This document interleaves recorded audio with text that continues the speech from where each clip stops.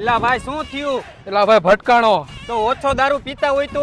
એલા દારૂ પી નથી ભટકાણો હું. તો ભટકાણો કઈ રીતે પણ? બે વાહે કહું.